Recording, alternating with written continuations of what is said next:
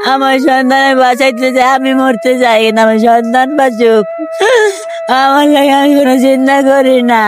আর যদি বাচ্চা চাই তবু আমি শান্তি পাবো, আমার আত্মায় শান্তি পাবো। আমরা দেশ বিদেশ থেকে যেখানে দেখছেন, আমার আমার একটু সাহায্য করেন, আপনাদের হাতে পাই বই আমার বাচ্চারা বাঁচাইতে হইব। আমার পৃথিবীতে কেউ নাই, বাচ্চা ছাড়া কেউ নাই। আমি আসল বাচ্চা ভিক্ষা যাই, আপনার কাছে ভিক্ষা যাই, ভিক্ষা। আপনার বাচ্চা কোথায়?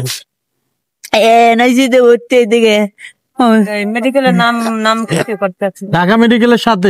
আমার দেখতে হলে যায় না, একটু আমি টাকা দিতে পারি না, দেখতে হলে যায় না, টাকা দিতে পারেন না দেখে দেখতে পারে না, দেখতে যায় না, বলে টাকা দেখতে না, দেখে দেখতেও নেয় না। তোরা সিজার হয়েছে কতদিন? আজকে 4 দিন চল। বাচ্চা সিজার করাই লয়ে গেছে আইসিইউতে। আপনি সিজারের রুগী, আপনি এইভাবে বের হয়েছেন কেন? আমার বাচ্চা বাঁচাইতে হবে, আমার সংসার করতে চাই, আমি বাঁচতে চাই, আমি একটু সুখের মুখ দেখতে চাই। আমার সুখ কোনোদিন হয় না। ছোটবেলায় তো অনেক কষ্ট করছি, অনেক কষ্ট করছি। বাবা মা নাই? বাবা নাই। বাবার এমনি জীবনে একবার দেখছি, আর জীবনে খোঁজও হয় না আমার। আর মা? মা মারা গেছে। কতদিন? অনেক দিন হয়ে গেছে। মাও মারা গেছে, বাবাও মারা গেছে। এই যে স্বামীর সাথে বিয়ে কিভাবে হয়েছে?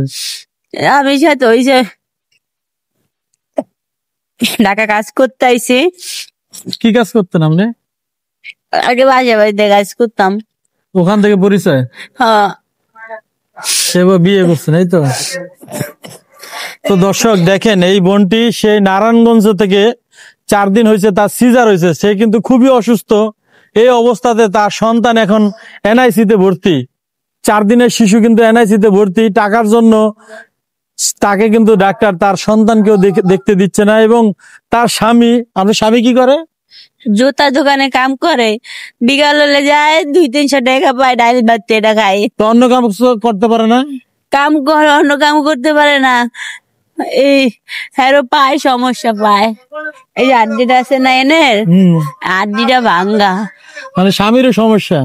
আড্ডিটা ভাঙ্গা। এরও ডাক্তার দিয়েছি, ডাক্তারে সেলাই করছে, সেলাই আর ছুটাইতে পারে নাই, এলে কোনো বাড়ি কাম করতে পারে না। তো এখন আপনার সন্তানকে বাঁচাতে কত টাকা লাগতে পারে ডাক্তার বলছে? ডাক্তারে বলছে প্রত্যেক দিন 10,000 টাকা লাগবো বিল। যে কয়দিন এখন থাকে এনআইসিতে, থাকলে সুস্থ হইলে বাচ্চা বের করে দিবে, এই তো? আর না হলে টাকা না দিতে পারলে বাইর করে দিব। বাইর করে দিলে কি বাচ্চা সুস্থ হবে না?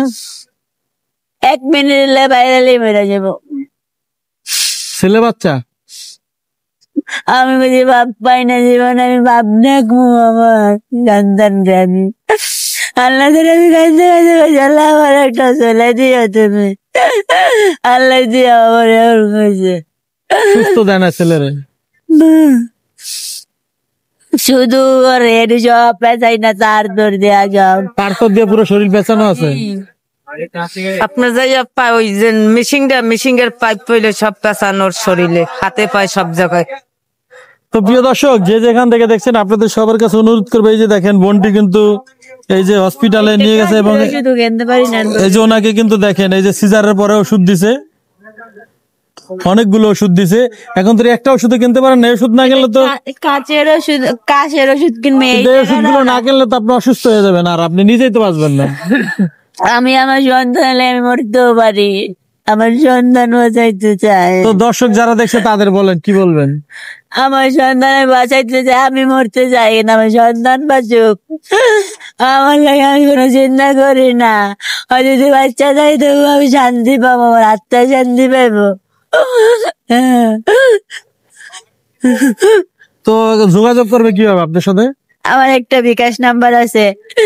এই যে দেখেন, ওনার নাম্বারটা আসলে উনি বলতে পারে না, কাগজে লেখা লইছে 01845161666। আমি আবারও বলছি 01845161666। দর্শক শ্রোতা যে যেখান থেকে দেখছেন, আপনাদের কাছে অনুরোধ করব, আপনার সন্তান মনে করে, বোন মনে করে, দেখেন উনি ওনার সন্তানকে বাঁচানোর জন্য সেই নারায়ণগঞ্জ থেকে 4 দিন হয়েছে সিজার হয়েছে, সিজারের রোগী, যে জায়গায় কোনো কিছু ধরা তো দূরের কথা, বেশি হাঁটাচলা করা নিষেধ, সে কিন্তু বাসে করে জানি করে এত কষ্ট করে তার খালাকে নিয়ে কিন্তু আমার ওই যে 3 ব্যাগ রক্ত লাগবে আরো শরীরের ভিতরে, রক্ত নাই শরীরে, কোনো ভিটামিন নাই শরীরের ভিতরে।